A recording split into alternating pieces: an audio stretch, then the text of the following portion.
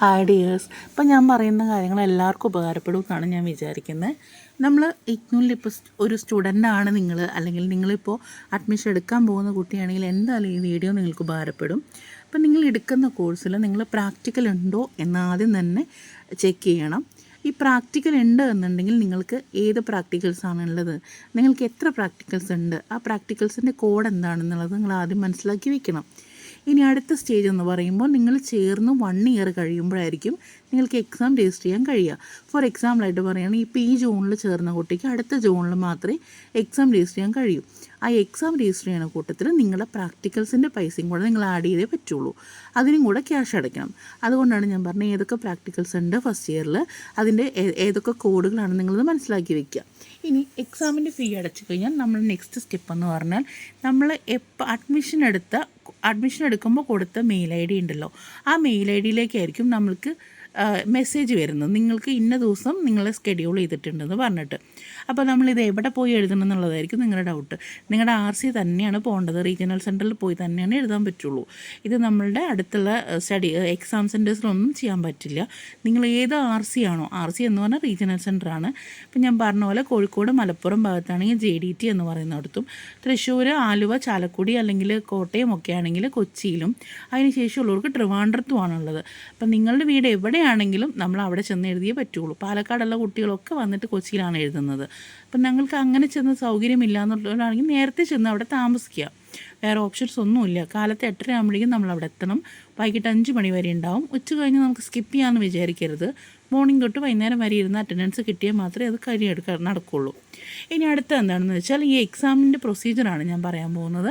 അപ്പോൾ നിങ്ങൾ എക്സാമിന് മുന്നായിട്ട് അപ്പോൾ നിങ്ങൾ വിചാരിക്കുന്നുണ്ടോ, ഓക്കെ ഞാൻ ചെന്ന് കഴിഞ്ഞിട്ട് നേരെ എക്സാമാണോ എഴുതേണ്ടത്? അല്ല, നിങ്ങൾക്കതിൻ്റെ ക്ലാസ് ഉണ്ടാവും. അതിനാണ് നിങ്ങൾ ആദ്യം വിളിക്കുന്നത്. ഫസ്റ്റ് നിങ്ങൾ ഈ എക്സാമിൻ്റെ കൂട്ടത്തിൽ നിങ്ങൾ ക്യാഷ് അടച്ചു കഴിയുമ്പോൾ നിങ്ങൾക്ക് ഒരു സെഷൻ വെക്കുന്നുണ്ടായിരിക്കും. ആ സെഷൻ്റെ സമയത്ത് നിങ്ങളുടെ സെഷന് 2 ദിവസം മുന്നേ നിങ്ങളുടെ മെയിൽ ഐ ഡി വരും. മെയിലിലേക്ക് ഒരു ഇമെയിൽ വരും, നിങ്ങൾക്ക് ഒരു ക്ലാസ് ഉണ്ട് എന്ന് പറഞ്ഞിട്ട്. ആ സമയത്ത് നിങ്ങൾക്ക് കൂടെ ഒരു ഗ്രൂപ്പിൻ്റെ ലിങ്ക് ഉണ്ടായിരിക്കും. അപ്പോൾ ഒരു വാട്സപ്പ് ഗ്രൂപ്പായിരിക്കും, അതിൽ നിങ്ങൾ ജോയിൻ ചെയ്യുമ്പോൾ അതിൽ കുറേ ടീച്ചേഴ്സും നിങ്ങളെ പോലെ തന്നെ കുറേ സ്റ്റുഡൻസും ഉണ്ടാവും. അപ്പോൾ അതിൽ ടീച്ചേഴ്സ് നമ്മൾ സെഷന് കൊണ്ടുവരേണ്ട കാര്യങ്ങൾ എന്തൊക്കെയാണ്, എന്തൊക്കെ ടെക്സ്റ്റുകൾ കൊണ്ടുവരണം, നിങ്ങൾ എന്തൊക്കെ എഴുതി കൊണ്ടുവരണം എന്നൊക്കെ ഡീറ്റെയിൽ ആയിട്ട് പറയുന്നുണ്ടാവും. നമ്മളതൊക്കെ അങ്ങനെ തന്നെ ഫോളോ അപ്പ് ചെയ്യുക. അതിനുശേഷം നമ്മളോട് എന്നാണോ ചെല്ലാൻ പറഞ്ഞാൽ നേരിട്ട് നമ്മൾ RCയിലോട്ട് ചെല്ലുക. അവിടെ ചെന്ന് കഴിയുമ്പോൾ നമ്മുടെ പ്രാക്ടിക്കൽസ് എങ്ങനെയാണ്, നമ്മുടെ എക്സാം എങ്ങനെയാണ്, വൈവ് എങ്ങനെയാണെന്നൊക്കെ കൃത്യമായിട്ട് അവർ പറഞ്ഞു തരും. നമുക്കതിലൊരു കൺഫ്യൂഷനും വേണ്ട, അവർ പറഞ്ഞു തരും. അതിനുശേഷം അവിടെ ഇരുത്തി തന്നെ നമ്മളെ കൊണ്ട് ആ പ്രാക്ടിക്കൽസ് എല്ലാം ചെയ്ത്, അവിടെ ഇരുത്തി തന്നെ നമ്മളെ കൊണ്ട് റെക്കോർഡെല്ലാം ചെയ്ത് കംപ്ലീറ്റ് ചെയ്ത് ഒരു റെഫ് റെക്കോർഡായിരിക്കും അവിടെ നിന്ന് എഴുതുന്നുണ്ടാവുക. അത് സൈൻ കിട്ടിക്കഴിഞ്ഞാൽ വീട്ടിൽ വന്ന ഒരു സമയം തരും. അതിനുള്ളിൽ ഒറിജിനൽ റെക്കോർഡ് നമ്മൾ കൊണ്ടുപോയി വെച്ച് സൈൻ മേടിക്കുക, സീൽ മേടിച്ച് നമ്മുടെ കയ്യിൽ കൊണ്ടുവന്ന് വയ്ക്കുക. പിന്നെ അത് ഭദ്രമായിട്ട് വെക്കുകയല്ല, നമ്മളത് പഠിക്കുക. നമ്മൾ ആ റെക്കോർഡ് ഫുൾ കംപ്ലീറ്റ് ആയിട്ട് പഠിക്കണം. കാരണം ഇത് വൈവേണ്ട എക്സാം ഉണ്ട്.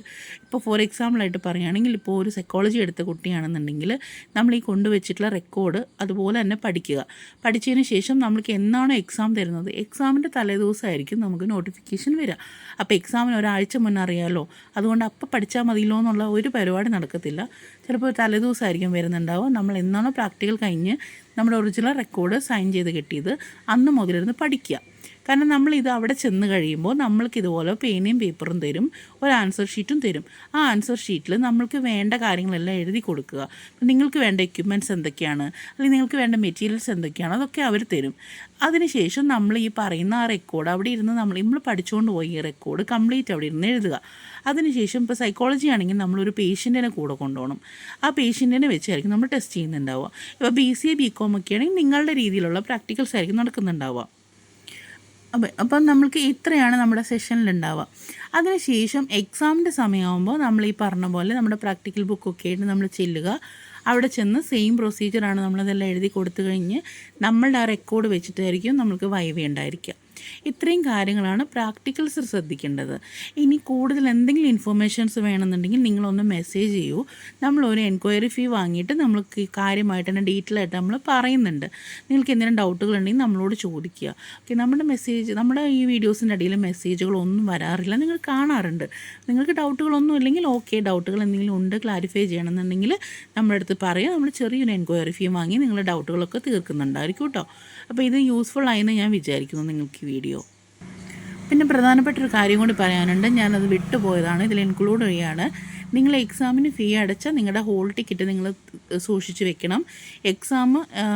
നമ്മളുടെ എക്സാം വേണ്ടല്ലോ, പ്രാക്ടിക്കലിൻ്റെ എക്സാമിന് ചെല്ലുന്ന സമയത്ത് നമ്മുടെ ഈ ഹോൾ ടിക്കറ്റ് ഇല്ലയെന്നുണ്ടെങ്കിൽ ടീച്ചേഴ്സ് അലോഡ് ചെയ്യില്ല നിങ്ങളെ.